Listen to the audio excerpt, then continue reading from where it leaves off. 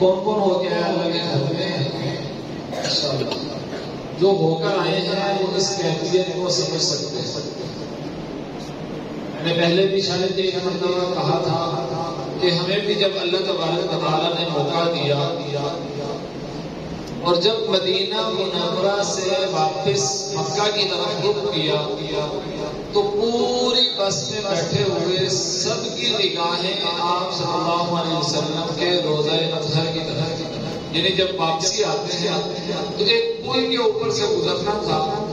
تو جب اس پل کے اوپر سے گاڑی گزر رہی تھی تو آپ صلی اللہ علیہ وسلم کا روضہ نظر آنا شروع ہوا تو پوری بس کی نگاہیں اس طرف اور سب کی آنکھوں میں آنسو. تو اس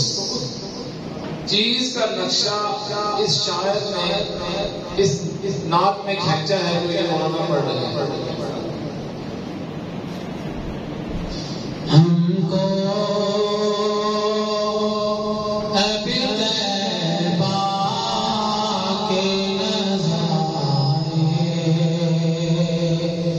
نہیں بھولے دن رات جو جنت میں گزارے، نہیں بھولے وہ سارے صحابہ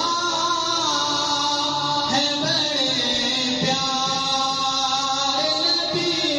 کو، وہ سارے صحابہ ہیں بڑے پیارے نبی کو، برسات